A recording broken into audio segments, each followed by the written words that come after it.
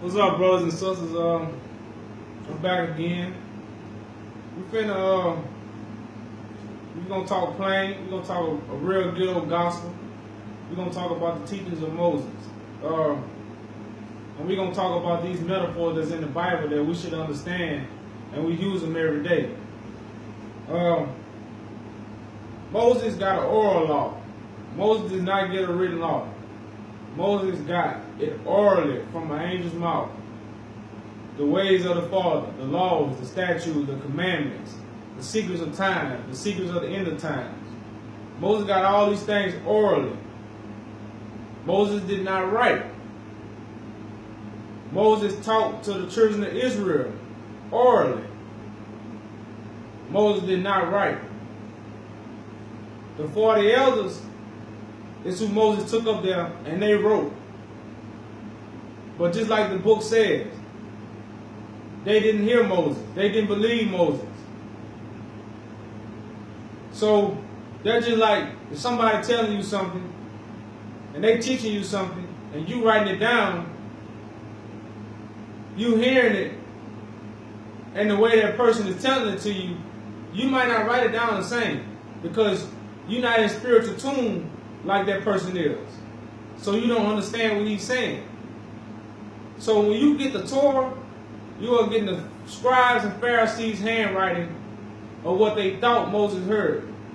Of what they thought they heard Moses say. But they didn't understand Moses. That's why if you really read, Moses handed everything over to Joshua. But he tried to teach Israel. So, and that's why you have scriptures when you get to the prophets, even when you open Isaiah, the ox knows his own, the donkey knows his master's crib. But Israel do not know. So our forefathers didn't know God. So they received the evil counsel of Satan. And they followed his ways in destroying animals, killing animals, sacrificing animals. That was never of God. But our forefathers didn't follow the counsel of God. They chose death. That's why we went into captivity. But to get aside from that, we're going to talk about the ghetto gospel and how Moses taught us. Moses taught us in the spirit in a way that we would understand. And we still use his teaching in the way he taught us today. Man, don't jump in that water, you'll drown. My dog over there, we call police pigs. Man, them vultures out there, So we still use animals to describe man's ways today. And that's the way Moses taught us. So we still talk this biblical talk today, but when we read it, we don't see it like that. Because we're not spiritually in tune. So once you get spiritually in tune, you will understand the Bible is our talk. It's all our talk. That's the way Moses taught us. Because that's the way we understand stuff. We are spiritual people. We connect everything spiritually. Most of us don't even know it. And that's how Moses taught us. The blood in, blood out. Where do you think that come from? That come from the Most High. The covenant he made with us. Blood in, blood out. That's all that means. So on the streets, when you Negroes part of these gangs that you dying for, die for something that you want to stand for. Something like your Father in heaven, the Most High. Die for his statutes, his laws, his commandments, his ways. Because the only reason we don't do that, because we are not spiritually in tune with him.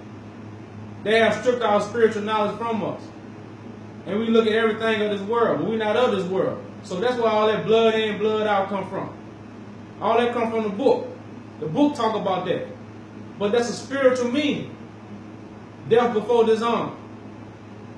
All that come from the Most High. The statutes he put in us for the ways we should live by.